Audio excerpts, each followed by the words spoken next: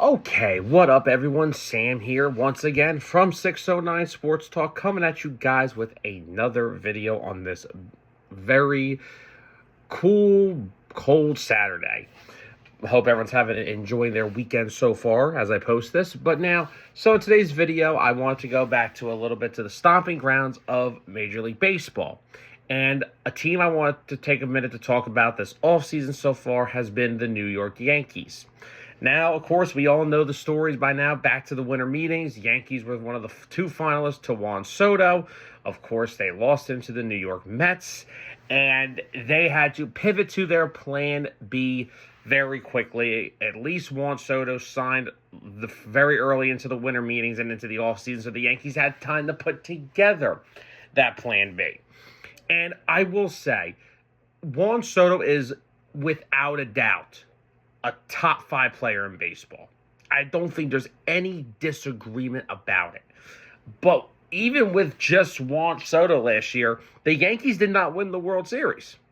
Juan Soto helped out Aaron Judge a lot, but the Yankees had a bunch of other issues going into the offseason. And we're going to dive into basically the 4 major moves that they've made so far. Now, the first one I want to get to is, how do you replace Juan Soto? Well, one man is not going to do that. Not one man is going to replace Juan Soto in that Yankee lineup. And I don't think there's anybody in baseball that can replace Juan Soto. Juan Soto is one of the best pure hitters in the game. Hits for power, hits for a high average, walks more than he strikes out. It's impossible to replace Juan Soto. It's impossible. But what you can do is you have got to try to find a way to get a collective amount of hitters that can at least try to replace some of those production from Juan Soto. Now, the Yankees have done, in my opinion, a solid job so far this offseason. And the one addition that they made that's really going to need to help replace Juan Soto is acquiring Cody Bellinger from the Cubs. Now, they didn't give up much to get Cody Bellinger. Bellinger has enjoyed a very nice career resurgence in Chicago. Last year, I think he hit 19 homers, drove in 70. The year before that, he hit 26 and drove in, I think, 90 plus. So playing in that ballpark should without a doubt help his production as a left-handed hitter. And it does one of two things. It gives you that left-handed bat that you're losing in Juan Soto. Also, it does something that I am so happy that they're doing, and it gets Aaron Judge out of center field. I like it. Aaron Judge is not a bad center fielder. It's just he's 6'7", and he's just not your stereotypical center fielder. So it moves Judge back to right, Bellinger moves to center, and Bellinger's bat in that ballpark should easily be just as valuable as it was with the Cubs. And he probably could put together his best year since he's been away from Los Angeles, because he put up some really solid years in LA before things went south for him there. But I really like the Bellinger addition. He can play a solid center field. He can play a little first base, even though he's not going to play there much probably. Now, what the Yankees also have to do is, what do they do about left field? Because not only did they lose Juan Soto, they've also lost Alex Verdugo. I just don't think at this point in the offseason they're going to bring Verdugo back. I'm assuming left field is going to be Dominguez's job to lose. The Yankees are super high on him, so I'm sure he's going to get the very first crack at left field. And I'm sure we're looking at an opening day lineup with Dominguez in left, Bellinger in center, and Judge over there in right. Now, in terms of the infield, they still need another infielder, in my opinion. Volpe will be there at short. I don't know where Jazz Chisholm will be. That's the other thing. Jazz Chisholm can also play a little bit of center field, so you could even put Bellinger in left and move Chisholm to center, but then you're really weakening your infield, because I know they have Cabrera. I know they're a little high on him. They have Peraza. They have Volpe, but that's not... They've also lost Gleyber Torres. Now, don't get me wrong. I know Gleyber Torres made a lot of errors, but when he got moved into the leadoff position, that bat really got going for the Yankees, and it really helped them in the postseason. That's the only problem with the Yankees still. They do not have a stereotypical leadoff hitter. I don't know who they're going to try there first, but they got to figure it out. Maybe Volpe. I don't even like that as I don't like that as an alternative option, better known as my only option. So the Yankees really have to do something with finding a leadoff hitter. But Jazz Chisholm, of course, can play both second and third now. I don't know. Are the Yankees going to try to make a late push for Alex Bregman? It doesn't really sound like it. It hasn't. They've been cooled on those talks for a couple weeks now. The more and more we get closer to spring training, it looks like Arenado's not moving. Not that I even would like Arenado on the Yankees. Look, Nolan Arenado is the best third baseman of our generation. If you don't think so, you're living in La La Land. Probably the second best fielding third baseman not named Brooks Robinson in baseball history. But the offensive production is starting to dip. The chase rate is going up. I don't like that where it trends for the Yankees. So, I'm not really sure if that trade's going to be made. Plus, I wouldn't want to have to pay Arenado more money over the next couple years. Bregman, I never saw Bregman as a fit with the Yankees just because I didn't think the Yankees were going to want to spend that kind of money for him. Also, I don't know if Bregman and the Yankees, due to that whole 2017 thing, I don't know if there's still a thing there or not. I think that was mostly an Altuve thing, but Bregman was still on the team. So, I'm not really sure how that fits into all that. But I don't know what they're doing with their infield. I mean, are they going to give Cabrera the shot at third and move Jazz back to second? Either way, they've got three starting infielders already. You have Jazz at one spot, Volpe's at short, and now we'll get to the guy now who is now the new starting first baseman, Paul Goldschmidt. Now, I know a lot of Yankee fans were a little discouraged by this move. He's 37. He's coming off a little bit of a down year. He had a really good second half. And from what his metrics showed, he still hits the fastball very well. He had a pretty good year against hitting the fastball. And that's usually the first sign of a hitter that you're concerned about. You can hit all speed stuff, yeah, but you can't hit the fastball. Then that means something is starting to, you're declining at a pretty decent rate. But Goldie still had a very good year at hitting the fastball. So he's easily going to replace Anthony Rizzo. I think offensively, even at 37, Paul Goldschmidt is an upgrade over Anthony Rizzo, who with the Yankees clearly could not stay healthy. And he wasn't the same guy that they thought they were going to get from Chicago. We knew it. And I'm not saying Goldschmidt's going to be the same guy that they're getting from the Cardinals in his first couple of years or even back with the Diamondbacks. I'm not saying NL MVP Paul Goldschmidt's coming to the Yankees. But if Goldschmidt can still give you a 37, somewhere in the area of a 260 to 270 batting average, 20 to 25 homers, and even like 70 runs batted in, that's decent enough. That is decent enough to get the job done. So I personally think that I like the Goldschmidt signing. Plays a solid first base still, so their infield, they're 3/4 of the way. Volpe's at short, Goldie's at first, Jazz will be wherever they put him at between second and third, and the question now reigns, will they add another infielder before opening day? That's a starting caliber infielder. So, or will they just let Peraza or Cabrera get the playing time? I've heard they've been high on them too, so maybe. I don't know, but right now that's how the Yankees infield and the outfield are shaping up.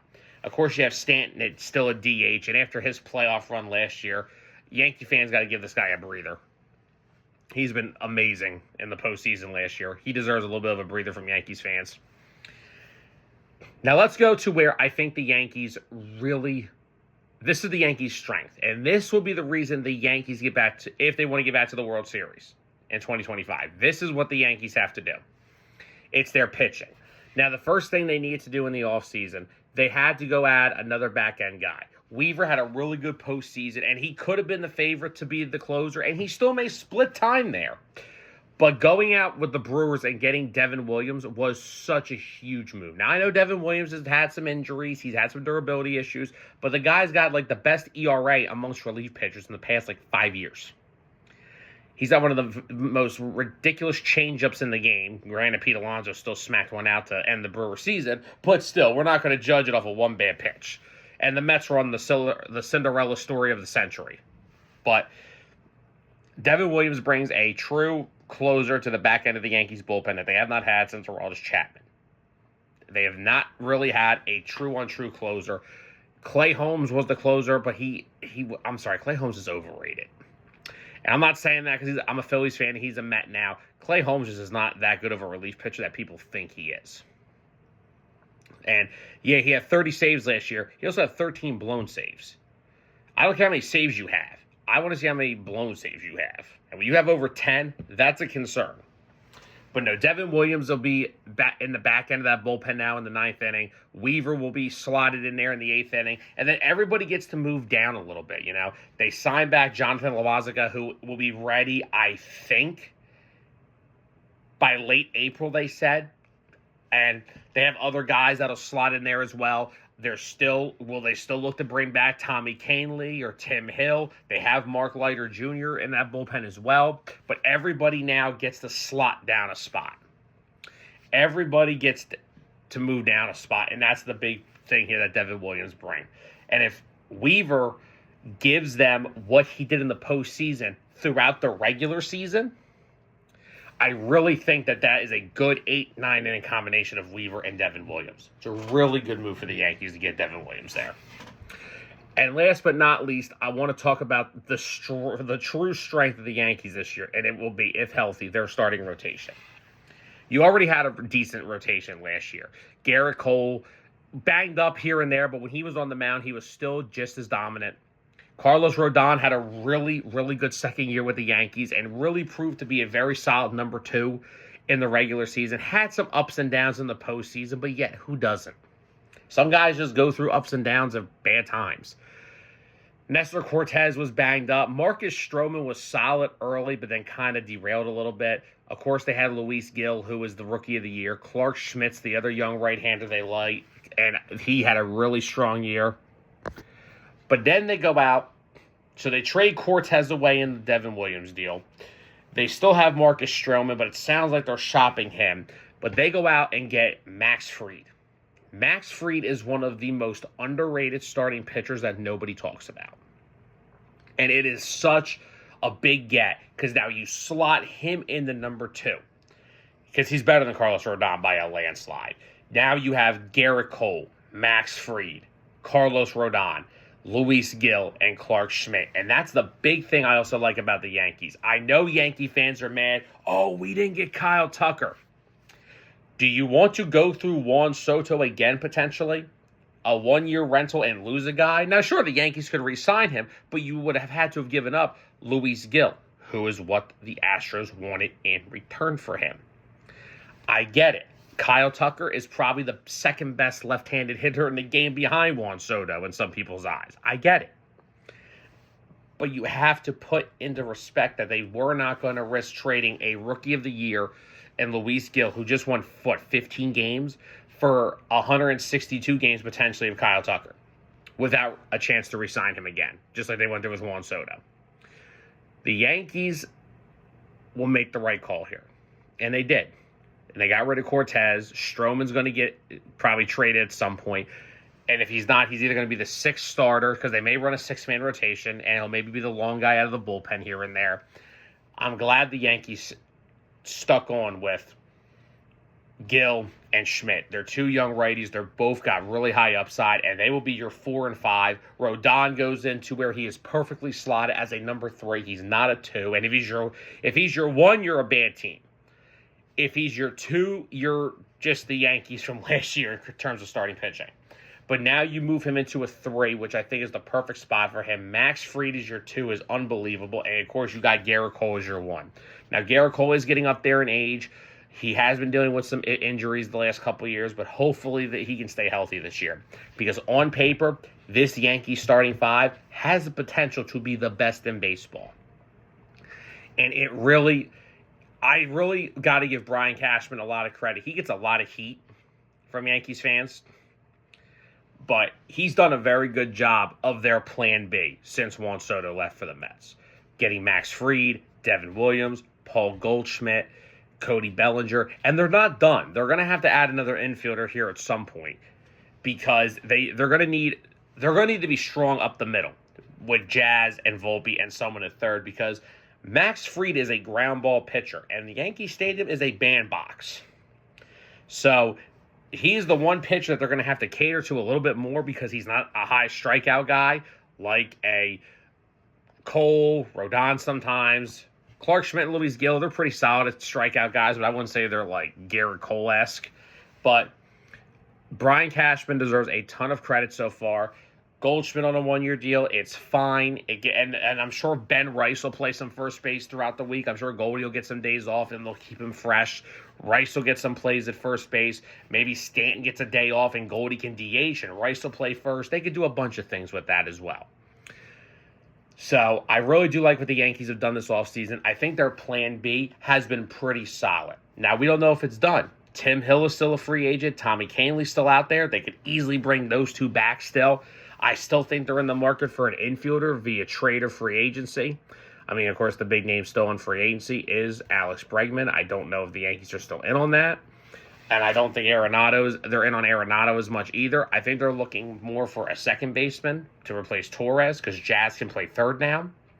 But Brian Cashman deserves a ton of credit. He lost Juan Soto, and he still have the Yankees in a very good position to be back in at least the ALCS next year. Especially with the American League the way it is. I mean, if you look in the East, the Red Sox got Garrett Crochet, but I still don't know if they have the bats to compete with the Yankees. The Orioles have the bats, but I don't know if they have the pitching. So, I'm not sure what they're really up to, but the Central, the Guardians will be there, but the Yankees are still on paper better than the Guardians. I'm sorry, Cleveland fans. You have a good young team, but you've downgraded a lot this offseason, so they still have some work to do.